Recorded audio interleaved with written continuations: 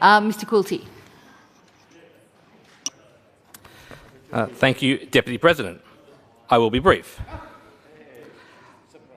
I rise today to speak in favour of ticket scalping.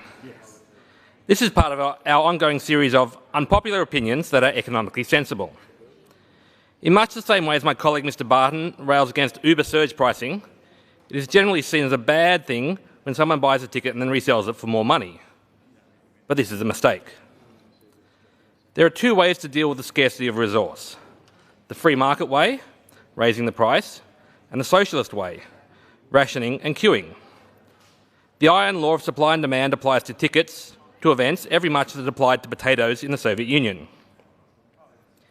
In reality, scalping can only occur when tickets, for whatever reason, are sold below their market value by the event organiser.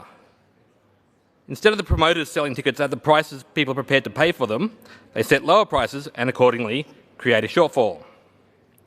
People need to join a queue to buy them, at a cost of time, or they need to join an online scrum trying to fight their way through ticketing sites to purchase. And if you're a person who can't afford to stand in the queue or enter the box office lottery, you miss out. Even if you were someone who was willing to pay more to secure a ticket, if attending the event was worth far more to you than someone who secured a ticket, it's tough luck, suck it up. The scalper is a hero who steps into the breach, matching the people who most want tickets, those who are willing to pay the most for them, with the tickets that they need. Just as the Uber swoops in to get you home at a premium when you're stuck out at night and the taxis are many, many hours away, the scalper is a problem solver. For a profit, of course, but profit is a reward we give for delivering needed goods and services. It puzzles me that there is even still a problem with the supply of tickets existing for the government to be solving today. There is no rational reason scalpers should have to play their role. Event organisers should be capable of filling the role themselves.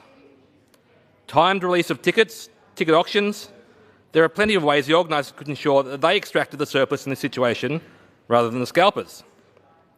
Frankly, I have a strong suspicion that government regulations prevent event organisers from taking advantage of discriminatory pricing, thus forcing scalpers into the breach to take up the slack. The next thing you know, we'll be seeing the government having to subsidise the event industry because they're not making enough money. What are the chances of that?